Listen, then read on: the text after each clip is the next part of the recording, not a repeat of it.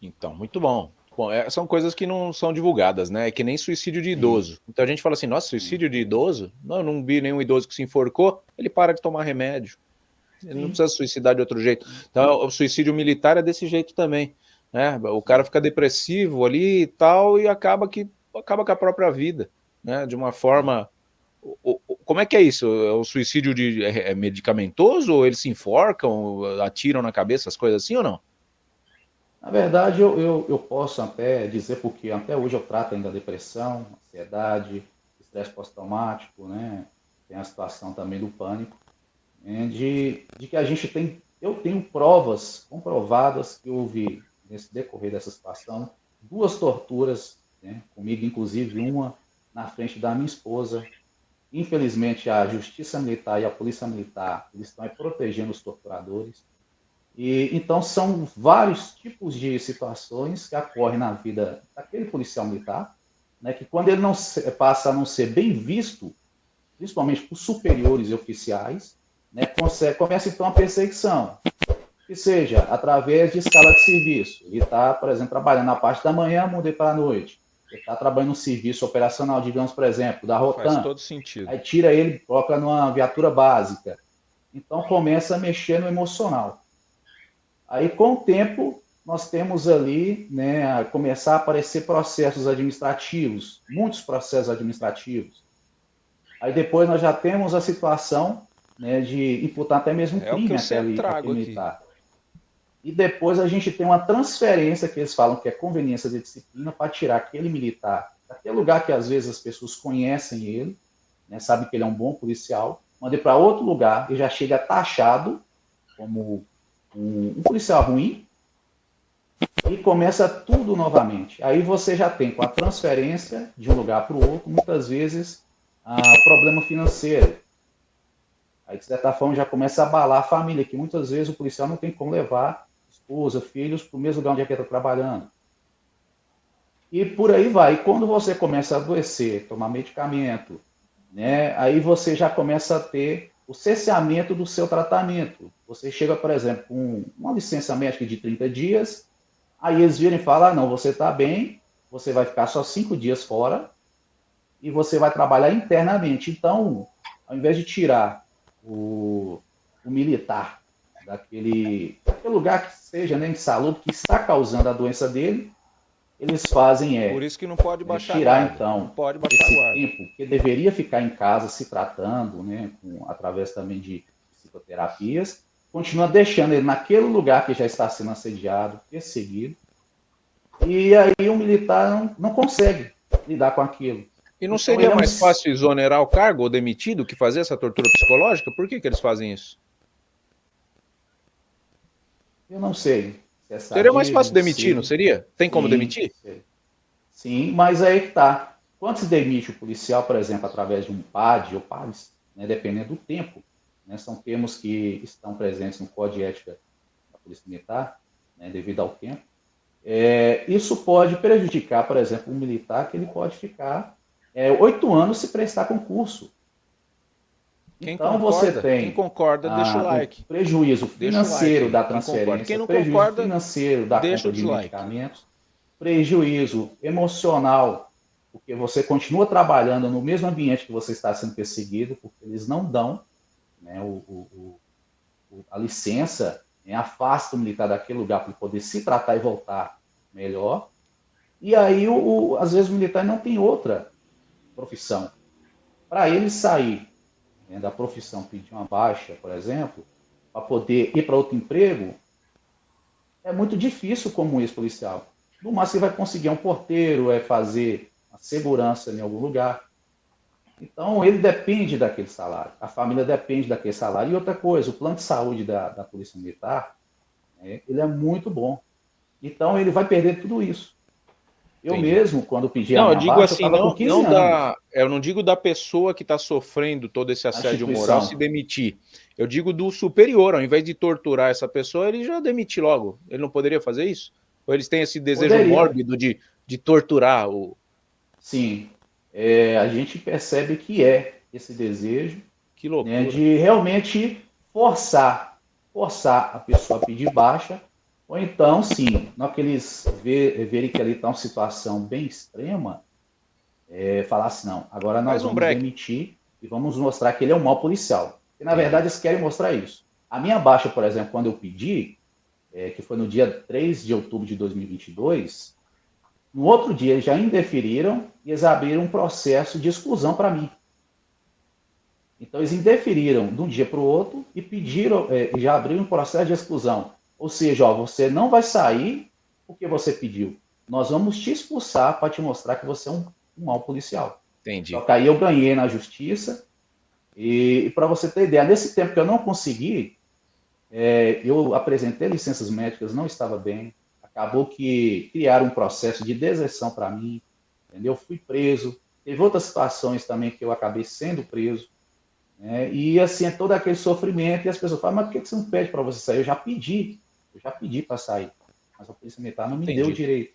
Aí eu ganhei na justiça e graças a Deus hoje já está, transitado e julgado, porque a minha baixa ela é referente a 13/10/2022. Então, tudo que eles fizeram a partir dessa data, né, as violações dos meus direitos, não me dar licença médica, as prisões, as torturas, né, psicológicas, que a tortura, geralmente o pessoal leva só aqui é aquela tortura física, né? De um policial bater, um bandido, mas tem uma tortura psicológica. E eu cheguei a ter até pensamentos de suicídio.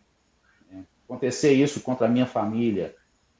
Falei isso, inclusive, quando passei por perícia. Mas, na verdade, eles. Como se diz, é o sistema, é a forma como o sistema trabalha. Mas, igual Muito você bom. falou, seria melhor, né, mandar, né, exonera.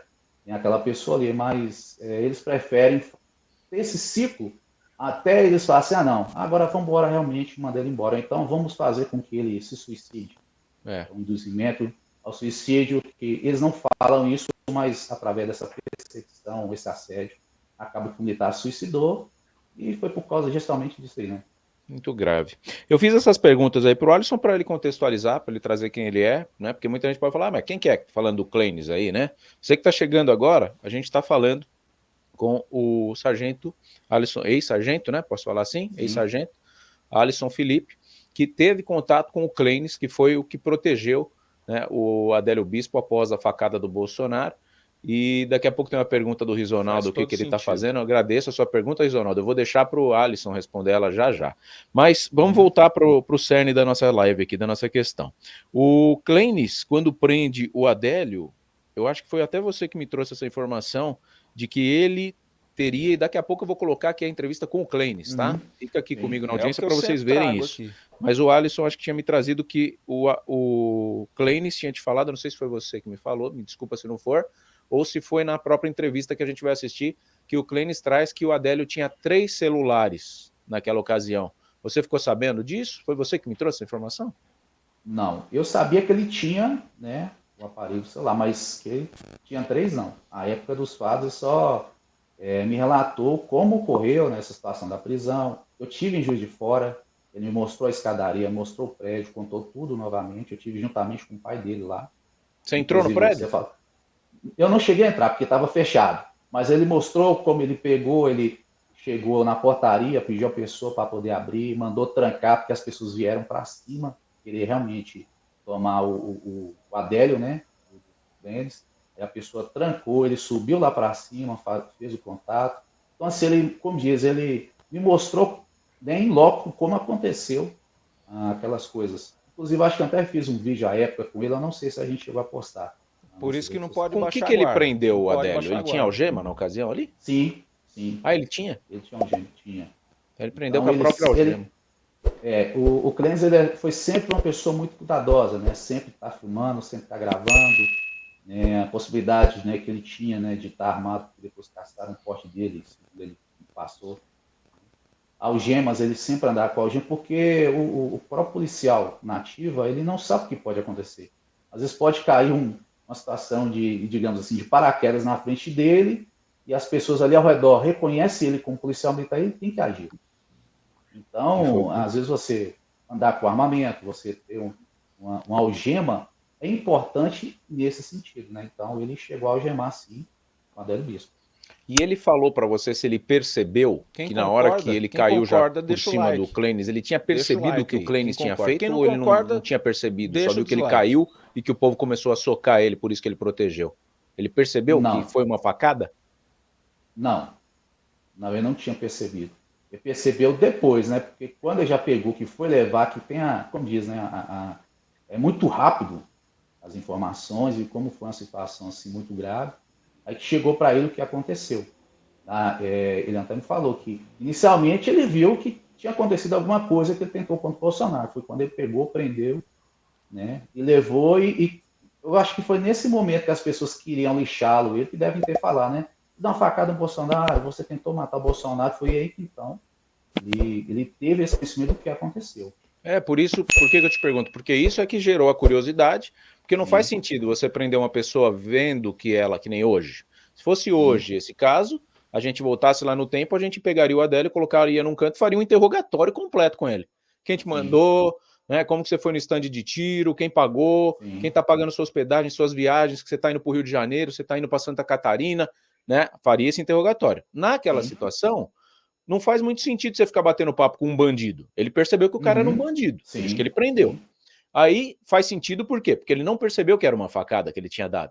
Então você já começa a conversa falando, cara, o que você fez? Né? Eu acho que deve ter sido a primeira pergunta que o Clênis fez para o Adélio. E aí, o que você sabe dessa conversa de meia hora ou 40 minutos, que a gente sabe que tem um áudio, né, que o Clênis gravou isso aí, mas não divulgou até hoje. O que chegou até você que ele teria falado nessa situação, que ele ficou sozinho com o Clênis? Até bom você falar sobre isso, até a gente contextualizando, né? Esse áudio de 18 minutos, você agora tem conhecimento, chegou para mim também agora, igual eu tinha falado, né? Desde lá de 2018, de toda a situação, só agora em 2024 que a gente tem conhecimento. Então você vê realmente que a preocupação do cliente. Então, muitas pessoas queriam ter acesso a esses áudios, como eu falei, inclusive ele teve em Brasília, teve conversando com advogados, ele foi chamado várias vezes, inclusive ele teria, né, se encontrado com o Acef, né, o advogado Acef, só que não conseguiram extrair dele esses áudios, esses documentos. E a conversa que ele pelo menos cita para mim, né, que seriam situações graves que o Adélio falou, né, diretamente quem seriam essas pessoas que estariam envolvidas, né, como se diz, no planejamento do assassinato do Bolsonaro, inclusive poderiam até abalar, né, a política hoje nacional. E eu não me lembro ao certo se ele citou a falar de que teria algum grupo por parte, né, dessa trama toda que estaria por trás. Eu não sei se ele falou se é a Mancha Vermelha, se é Grupo Vermelho, né, seria algo desse tipo. E até fazendo a pesquisa para saber, né, sobre isso, encontrei então na internet, acho que uma matéria do UOL, na qual eles falaram que seria um áudio fake, né, que um motorista teria pegado um passageiro e esse passageiro teria falado sobre, se não me engano, acho que existe um grupo chamado de Mancha Vermelha que seria ligado a um partido político. Eu pesquisei a Mancha Vermelha, parece um monte de torcida organizada, que tem um monte de time que é vermelho, né? Atlético Goianiense, Internacional, todos esses têm uma torcidazinha que chama Mancha Vermelha, alguma coisa assim, que nem o Palmeiras tem a Mancha Verde, né? Sim. Mas aí eu encontrei foi no UOL, né? Tem até o site até hoje, está na internet, eles falam que é fake, que existe esse grupo, né, ligado ao partido, né? Mas assim, seria ligado ao PT, ao Partido Vermelho. Eu creio que sim, né? Eu não posso te dar essa informação se mas seria ligado a um partido. A gente tem o pessoal, tem o PT que utilizam as cores vermelhas, né? Sim. Então, e o que o Acef queria quando ele chamava o Clênis lá em Brasília? Ele que pagava a passagem do Clênis? Com relação a isso, eu não sei. Eu sei que ele foi muitas vezes lá a Brasília de carro, né? Que tinha um veículo, né? E que posteriormente, depois que acabou sendo tendo uma tentativa contra ele, né, na qual o carro dele foi atingido por disparos. Então, se financiava o pagamento dele para poder ir em Brasília, eu não sei. Mas eu sei que ele foi, ele foi se encontrar com o Frederico Assef, que era advogado do Bolsonaro, né? Na época. Sim, sim. E tudo indica que ele queria obter essas informações, porque parece que no dia mesmo que aconteceu os fatos, ou pouco tempo depois, né, quando fizeram um boletim de ocorrência, que tiraram ele como se fosse a pessoa que prendeu o Adélio, eles colocaram como se fosse a Polícia Federal que prendeu, então ele queria saber se tinha mais informações, porque chegou até a falar sobre isso. Né? Ele chegou a falar que eu acho que tinha gravações, que ele conversou diretamente com o Adélio, né, que teria um tipo de confissão do Adélio, mas como ele percebeu que não ia acabar tendo um êxito realmente, né, como se diz, né, apresentar aquilo que poderia abafar o caso, aí acabou que ele decidiu por não apresentar. Uhum. E o que o Clênis teria dito para você em relação ao Bolsonaro? Porque parece que depois que ele se recuperou da facada, ele chamou o Clênis lá para o Rio de Janeiro, parece que ele passou uns dias lá até como segurança do Bolsonaro na época, né? O Clênis acabou perdendo a eleição e o Bolsonaro já eleito chamou ele, você deve ter ficado sabendo disso, né? Ele chegou a comentar alguma coisa do que o Bolsonaro falou para ele, se agradeceu, se tentou descobrir também alguma coisa que o Bolsonaro não sabia, talvez quem teria sido o mandante, ou você não teve essa conversa? Não, nesse teor, a gente não chegou a conversar. Né? Ele tentou primar mais realmente do fato que aconteceu no dia, né? Eu sei que ele falou que realmente encontrou com o Bolsonaro, né? Inclusive ele parece que recebeu uma medalha também por mérito, a foto dele na internet, ele com a medalha. Se não me engano, ele foi na Câmara dos Deputados Federais para receber essa medalha. No Mas Rio ou em Minas? eu não lembro se foi em Minas ou se foi na Câmara dos Deputados Federais, se foi no Rio. Eu sei que tem a gente pesquisando na internet tem, né, a foto dele, né, fardado com uma medalha. Mas essa situação, né, que é posterior, né, ele não chegou a comentar se fez escolta, se foi segurança, mas sim só que ele teve sim um contato com o Bolsonaro. Atualmente nós temos mais de 30 milhões de pessoas aposentadas, pensionistas da Previdência Social. E a esmagadora maioria dessas pessoas passam pelo chamado superendividamento. Trazendo uma solução prática, rápida e urgente para cada um de vocês, eu, Milton Dantunes, juntamente com o Thiago Parigiani, em nossa parceria, estamos apresentando para você um manual prático para você lidar com esse superendividamento. Negociar diretamente com aqueles que são bancos financeiros e que levam boa parte do que você tem de benefício mensalmente. Você vai mergulhar dentro de um curso prático e dentro dele você vai aprender na prática a livrar-se desse grande problema que afeta a vida hoje de milhões de brasileiros. Mas eu quero cuidar nesse momento em especial de você que acompanha o nosso trabalho. Então, não perde tempo. Adquira o nosso curso prático, que era R$ 249 e agora está em promoção especialmente para você por apenas R$ 49,90.